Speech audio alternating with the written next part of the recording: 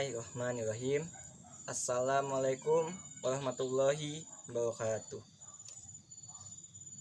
Innal hamdalillah nahmaduhu wa nasta'inuhu wa nastaghfiruh wa na'udzubillahi wa min syururi anfusina wa min sayyiati a'malina. Man yahdihillahu mudhillalah wa man yudlillahu fala hadiyalah. Hamdan syukurillah allazina an'ama bi ni'matil iman wal islam. Allahumma sholli wa sallim wa barik ala Muhammad wa ala alihi wa sahbihi ajma'in. Amma ba'du. Ya ayuhan nas, usikum wa nafsi bitaqwallaha wa ta'ati la'allakum tuflihun. Ya ayyuhallazina amanu taqullaha haqqa tuqatih wa la tamutunna illa antum muslimun. Ya ayyuhallazina amanu taqullaha wa kunu ma'as-shodiqin. Kaum muslimin jamaah sholat Jumat yang dirahmati Allah. Di tengah kehidupan yang senantiasa bergulir, Jumat demi Jumat berlalu. Sering itu juga khutbah demi khutbah kita dengarkan menjelami sejenak hati kita yang penuh ketundukan dan mengharapkan keridhaan Allah Subhanahu wa taala. Kesadaran kemudian muncul dengan tekad menjadi hamba yang Allah ridhoi dan kita taat kepadanya. Namun kadangkala dengan rutinitas yang kembali mengisi hari-hari kita, kesadaran itu kembali tumpul, bahkan luntur.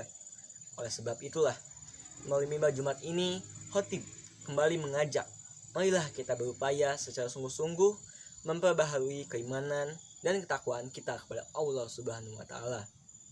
Memperbaharui kembali komitmen kita kepada Allah yang sering kita ulang-ulang namun jarang kita resapi.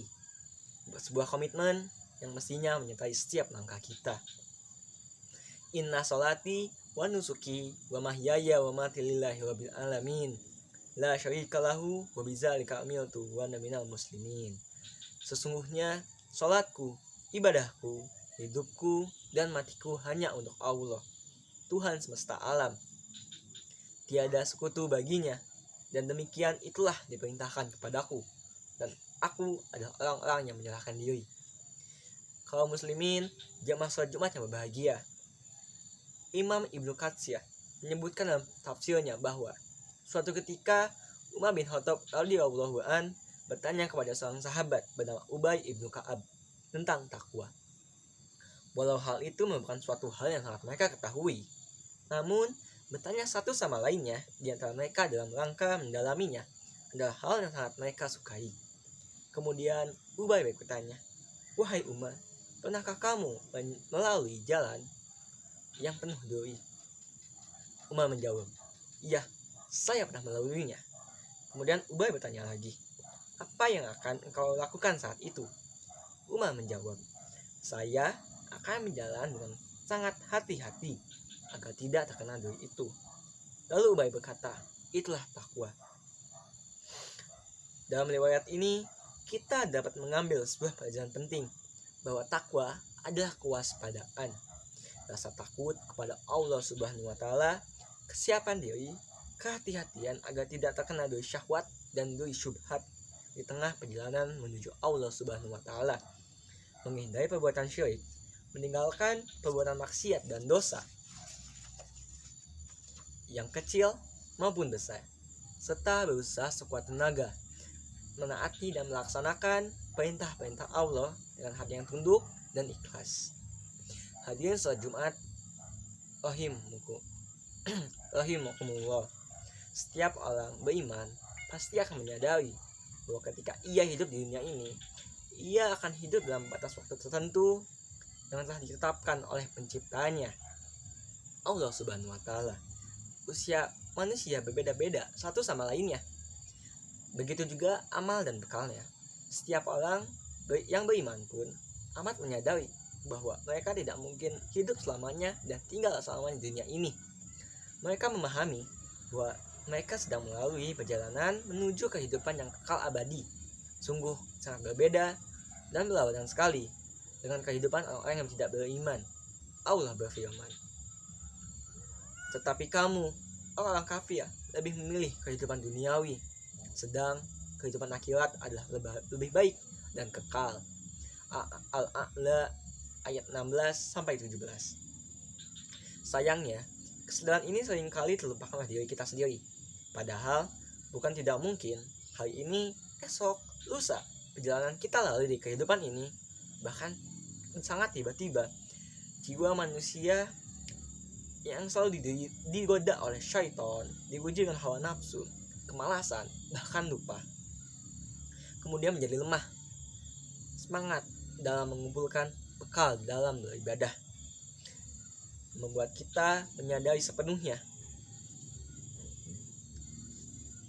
kita adalah manusia yang selalu membutuhkan siraman-siraman rohani berupa Al-Quran, mutiara-mutiara sabda Rasulullah,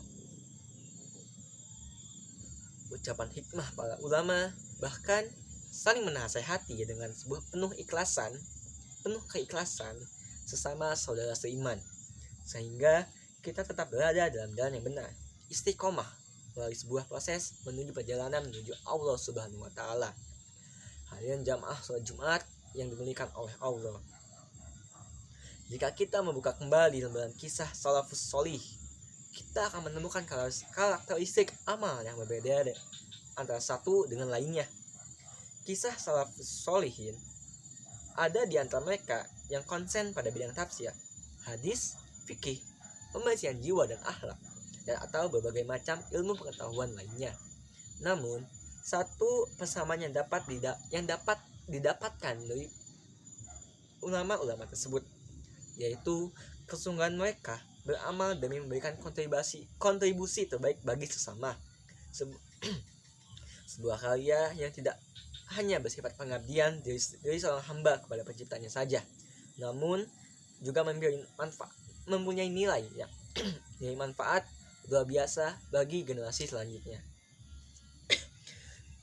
Mari kita renungi firman Allah Subhanahu wa Ta'ala berikut, dan carilah pada apa yang tadi anugerahkan oleh Allah kepadamu dari kebahagiaan negeri akhirat, dan janganlah kamu melupakan bagianmu dari kenikmatan duniawi, dan berbuat baiklah kepada orang lain sebagaimana Allah telah berbuat baik kepadamu, dan janganlah berbuat kerusakan di muka bumi. Sesungguhnya Allah tidak menyukai orang yang berbuat kerusakan. Al-Qasas ayat 77. Hadirin yang dimuliakan oleh Allah, dari ayat ini kita dapat mengambil sebuah pelajaran penting tentang beberapa prinsip yang perlu kita sadari bersama akan keberadaan kita di dunia ini. Pertama, prinsip mengutamakan kebahagiaan kehidupan akhirat. Prinsip ini menghendaki agar dalam melaksanakan kehidupan dunia kita senantiasa mengutamakan pertimbangan dari akhirat. Namun, perlu dipahami, mengutamakan kebahagiaan akhirat bukan berarti mewujudkan kebahagiaan duniawi diabaikan begitu saja. Sebab amal akhirat tidak berdiri sendiri dan terlepas dari amal duniawi. Sungguh amat banyak amal akhirat yang berhubungan erat dalam mewujudkan kebahagiaan duniawi. Umpamanya salat. Seseorang melaksanakan salat dengan tekun dan disiplin bukanlah semata-mata sebagai amal akhirat yang tidak berdampak duniawi. Sebab bila salat itu dilaksanakan dengan tuntunan Allah dan Rasulnya, umpamanya secara berjamaah saja, ia akan banyak memberikan hikmah dalam kehidupan dunia. Dengan sholat yang benar akan mencegah seseorang dari berbuat keji dan mungkar. Dengan demikian, manusia akan terhindar dari perbuatan yang dapat merugikan orang lain, sehingga tercipta ketentraman hidup bersama di dunia ini. Begitu juga dengan infak dan sedekah. Seseorang beramal dengan niat mulia untuk mendapatkan ganjaran berupa pahala dari Allah di akhirat nanti, maka dengan hartanya tersebut dapat memberikan manfaat bagi kehidupan orang lain yang membutuhkannya.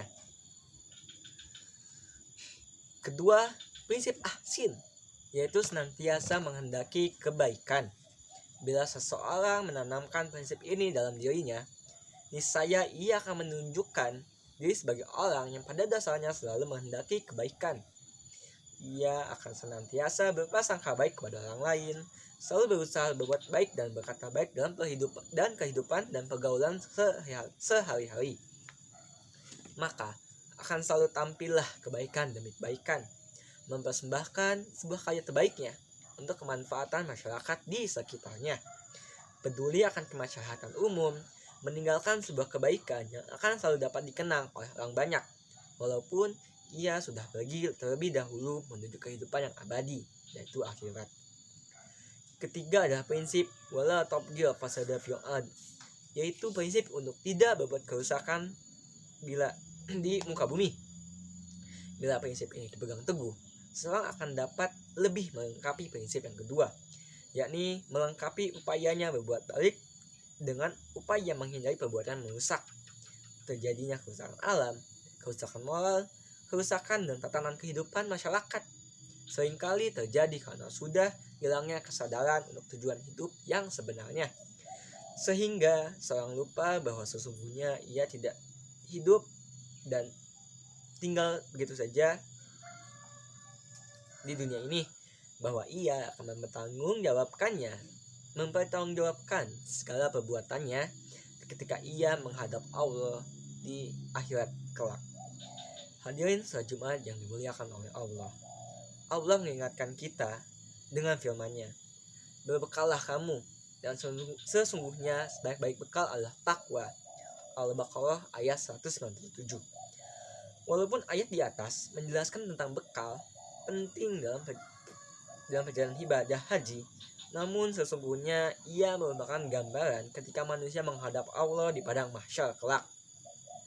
Ibadah haji merupakan miniatur gambaran manusia yang akan dikumpulkan di padang mahsyar nanti, sebagaimana halnya mereka berkumpul di padang Arafah. Maka bekal utama yang dapat menyelamatkan umat manusia adalah takwa. Firman Allah di atas juga memiliki makna tersirat bahwa manusia memiliki dua bentuk perjalanan, yaitu perjalanan dunia dan perjalanan dari dunia. Perjalanan dunia memerlukan bekal, baik makanan, minuman, harta, kendaraan, dan sebagainya. Sementara perjalanan di dunia dari dunia juga memerlukan bekal. Namun, perbekalan yang kedua yaitu perbekalan perjalanan dari dunia menuju akhirat lebih penting daripada perbekalan dalam perjalanan pertama, yaitu perbekalan di dunia. Imam Fakhrul Razi dalam tafsirnya menyebutkan ada 5 perbandingan di antara keduanya. Pertama, perbekalan dalam perjalanan di dunia akan menyelamatkan kita dari penderitaan yang belum tentu terjadi. Tapi, perbekalan untuk perjalanan dari dunia akan menyelamatkan kita dari penderitaan yang pasti akan terjadi. Kedua, perbekalan dalam perjalanan di dunia setidaknya akan menyelamatkan kita dari kesulitan sementara. Tetapi perbekalan untuk perjalanan dari dunia akan menyelamatkan kita dari kesulitan yang tiada tara dan tiada habis-habisnya. Ketiga, perbekalan dalam perjalanan dunia yang akan menghantarkan kita pada kenikmatan yang pada saat yang sama mungkin kita akan mengalami rasa sakit, keletihan, dan kepayahan. Sementara perbekalan untuk perjalanan dari dunia menuju akhirat akan membuat kita terlepas dari bahaya apapun dan terlindung dari kebinasaan yang sia-sia. Keempat, perbekalan dalam perjalanan di dunia memiliki karakter bahwa kita akan melepaskan dan meninggalkan sesuatu dalam perjalanan. Sementara perbekalan untuk perjalanan dari dunia memiliki karakter kita akan lebih banyak menerima dan semakin lebih dekat dengan tujuan kita. Kelima, perbekalan dalam perjalanan di dunia akan mengandalkan kita pada kepuasan syahwat dan hawa nafsu. Sementara perbekalan untuk perjalanan dari dunia akan semakin membawa kita pada kesucian, dan kemuliaan. Karena itulah sebaik-baiknya bekal. Tafsir Al-Razi 5168. Sesungguhnya perjalanan itu cukup berat dan masih banyak bekal yang perlu disiapkan. Semua dari kita pasti tahu bekalan yang sudah kita siapkan masing-masing. Jika kita anggap bekalan itu masih kurang, tentu kita tidak akan rela seandainya tidak lama lagi ternyata kita harus segera menempuh perjalanan menuju akhirat itu. Maka kejarlah akhirat, maka dunia akan mengikuti. Sesungguhnya langit ada di dunia dan dunia itu ada di langit. wa qaulali wa lakum fil qur'anil azim wa nafa'ni wa iyyakum bima fihi minal ayati wa zikril hakim wa taqabbala minni wa minkum tilawatihi innahu huwas samiul alim. Aqulu qaul hadza wa astaghfirullahal azim li lakum innallaha ghafurur rahim.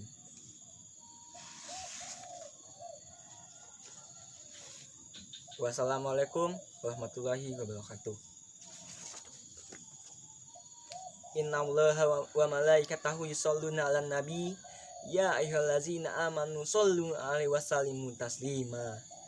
Allahumma fil lil muslimina wal muslimat wal mu'minina wal mu'minat al ahya wa minhum wal amwat innaka sami'un qaribun mujibun da'wat wa qadiyah hajat. Innallaha ya'muru bil adli wal ihsan wa ita'i dzil qurba wa yanha 'anil fahsya'i wal munkar wal baghi ya'izukum la'allakum tadhakkarun. Uzkurullaha allazi yazkurukum wa syukurullaha 'ala nikmatihi yazidkum wa asluhu min fadlihi yutikum wa la zikrullahi akbar. Aqimus shalah. Wassalamualaikum warahmatullahi wabarakatuh.